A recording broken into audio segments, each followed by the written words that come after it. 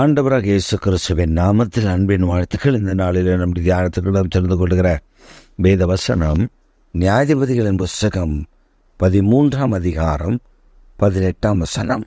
அதற்கு கர்த்தருடைய தூதனானவர், என் நாமம் என்ன என்று நீ கேட்க வேண்டியது என்ன? அது அதிசயம் என்றார். தேவனிடத்தில் மனோவா கேட்கிறார். தூதனை பார்த்து, கர்த்தருடைய தூதனை பார்த்து அவர் கேட்கிறார், உன் நாமம் என்ன? உம்மை கனப்படுத்தும்படி உம்முடைய நாமத்தை எனக்கு சொல்ல வேண்டும். அதற்கு அவர் சொல்லுகிறார், என்னுடைய நாமம் என்னவென்று நீ ஏன் கேட்கிறாய்? என்னுடைய நாமம் அதிசயம். தெய்வத்தினுடைய நாமம் அதிசயம் என்று சொல்லப்படுவதற்கு காரணம், நம் வாழ்க்கையில் ஆண்டவர் செய்கிற ஒவ்வொரு ஆச்சரியமும் அதிசயமான காரியங்களுக்காக தான். அவர் ஆச்சரியமும் அதிசயமான காரியங்களை நம்முடைய வாழ்க்கையில் செய்து நம்மை மிக அற்புதமாய் அழகாய் நம்மை வழி நடத்தி வருகிறார். சமீபத்தில் ஒரு கன்றுக்குட்டி ரோட்டின் ஓரத்தில் நின்று கத்திக்கொண்டே நின்றது. இளம் கன்றுக்குட்டி, பிறந்து சில நாட்களே ஆன கன்றுக்குட்டி. அது அப்படியே கத்திக்கொண்டிருக்கிறதை பார்த்த ஒரு மனிதன் பரிதாபப்பட்டு அந்த கன்றுக்குட்டியை போய் என்னவென்று விசாரிக்க அந்த கன்றுக்குட்டியின் இடத்துல போனார். அது இவரை பார்த்த உடனே ஒரு பாதையில் ஓட ஆரம்பித்து விட்டது. அவர் அப்படி ஓடும்போது அந்த கன்றுக்குட்டியை பின்தொடர்ந்து ஏதோ ஆபத்து அது தன்னை அழைக்கிறது என்று சொல்லி அவர் புரிந்து கொண்டார். பின்பு அவர் அந்த கன்றுக்குட்டியை பின்தொடர்ந்து போனால் அந்த கன்றுக்குட்டியினுடைய தாய் சேற்றில் விழுந்து அதால் எழும்ப முடியாமல் அந்த தாய் தவித்து கொண்டிருக்கிறதை பார்த்தார். இது எப்பொழுது நடந்தது என்று தெரியாது, ஆனால் அது நீண்ட நேரமாக அப்படி இருந்திருக்கிறது. மீண்டும் இந்த கன்றுக்குட்டி இந்த மனிதனை அழைத்து வந்த இடத்திற்கே சென்று விட்டது. வேறு ஆட்களை அழைக்க, ஏன்னா தாயை காப்பாற்றுவதற்கு ஒருவரால் முடியாது என்று அதற்கு தெரிந்து விட்டது. அழைத்து அது அங்கே போய் நின்று விட்டது. இவரும் தன்னுடைய நண்பர்களை, ரெஸ்கியூ டீம் எல்லாம் வர வச்சு கிராம மக்களை கூட்டி மிக அழகாக அந்த மாட்டை அந்த சகதியிலிருந்து மேலே தூக்கிவிட்டார்கள். அந்த கன்றுக்குட்டிக்கு மிகுந்த மகிழ்ச்சி. இதை கேள்விப்பட்ட அந்த மாட்டுடைய உடைமையாளர் வந்துவிட்டார். மாட்டை காணோம் என்று தேடின அந்த உடைமையாளர் ஓடி வந்து விட்டார். வந்து தன் மாட்டை அழைத்து செல்லும் பொழுது அவர் ஒரு காரியத்தை சொன்னார். இந்த மாடு கன்று ஈன்று 17 நாள் தான் ஆகிறது. அந்த 17 நாள் கன்றுக்கு இவ்வளவு பெரிய காரியம், இவ்வளவு ஒரு காரியம் அதற்கு தெரிகிறது என்று ஆச்சரியப்படுகிறார்கள் அங்கே இருந்தவர்கள். இது தாங்க அதிசயம். தெய்வத்தினுடைய படைப்பில் அநேக அதிசயமான காரியங்களை நாம் காண முடிகிறது. அநேக அதிசயமான காரியங்கள், பல சம்பவங்கள் நாம் கேட்கும் பொழுது அது அதிசயமாய் இருக்கிறது, ஆச்சரியமாய் இருக்கிறது. இதுதான் கர்த்தருடைய நாமம். அவர் தாம் சிருஷ்டித்தவைகள் தம்மை நோக்கி கூப்பிடும் பொழுது அதற்கு உதவி செய்கிறார். கூப்பிடும் காக்கை குஞ்சுக்கு அவர் ஆகாரத்தை கட்டளையிடுகிறார் என்று வேதம் சொல்லுகிறது அல்லவா? நாம் கூப்பிடும் பொழுது அவர் நமக்கு உதவி செய்கிறார்.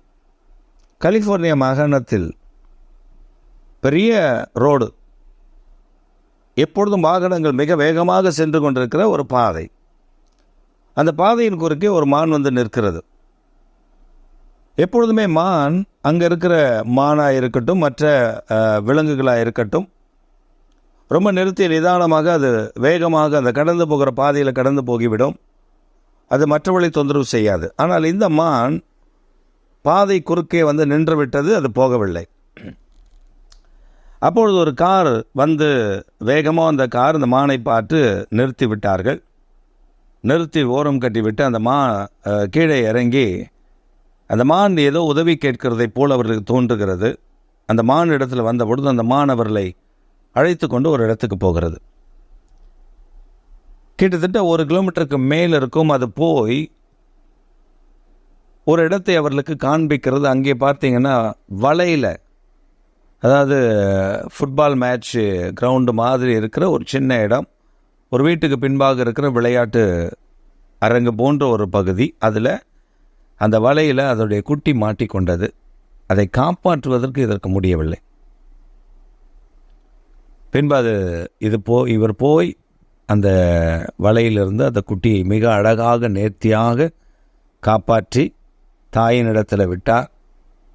தாயும் குட்டியும் கொஞ்ச தூரம் ஓடி போய் நின்று அவர்களை திரும்பி பார்த்துவிட்டு தாயும் குட்டியும் திரும்ப இவர்களிடத்துல வந்தது. இவருக்கு ஒரு பெரிய சந்தோஷம். அதை காப்பாற்றி விட்டோம் என்று தன் வாகனத்தில் எடுப்பதற்கு வருகிறார் மெயின் ரோட்டுக்கு. இந்த குட்டியும் தாயும் பின்தொடர்ந்து வந்து அந்த குட்டி சாஷ்டாங்கமாய் தரையில் விழுந்து அவருக்கு நன்றி சொன்னது. எத்தனை பெரிய ஆச்சரியம் பாருங்கள். தேவன் மனிதர்களை கொண்டு செய்கிற காரியங்களுக்கு மிருகங்கள் நன்றி சொல்லுகிறது. அது தேவனை நோக்கி அபயமிடுகிறது. தேவன் அதற்கு அதிசயமானதை செய்கிறார். ஆச்சரியமாய் இருக்கிறது. இவைகளை இந்த நாட்களில் நாம் காணும் பொழுது, கேட்கும் பொழுது ஆச்சரியப்படுகிறோம். நம் தேவன் எப்படிப்பட்டவர்! கூப்பிடுகிற ஒரு மாட்டு, ஒரு கன்றுக்குட்டிக்கு தன் தாயை காப்பாற்றும்படி அது கூப்பிடுகிறது, அதற்கும் செவி கொடுக்கிறார். ஒரு தாய்மான் தன் பிள்ளையை, தன் குழந்தையை காப்பாற்றும்படி கூப்பிடுகிறது, அதற்கும் ஆண்டவர் பதில் கொடுக்கிறார். இதை காட்டிலும் நீங்களும் நானும் விசேஷமானவர்கள். அவர் நாமத்தை நோக்கி கூப்பிடும் பொழுது நம்முடைய வாழ்க்கையில் அதிசயம் வெளிப்படும்.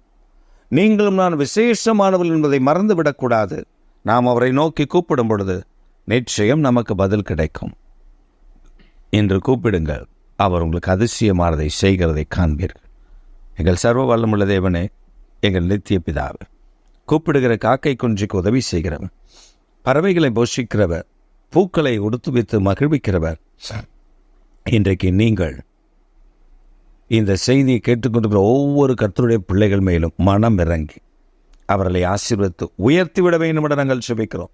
அவருடைய ஜெபங்களை நீர் கேட்பீராக. ஆச்சரியமான தம்முடைய கிருபை கர்த்தர் விளங்கப்படி உங்கள் நாமத்தை உயர்த்திவிட வேண்டும் என்று இயேசு கிறிஸ்துவின் நாமத்தில் நாங்கள் ஆசீர்வதித்து ஜெபிக்கிறோம் எங்கள் ஜீவனுள்ள நல்ல பிதாவே.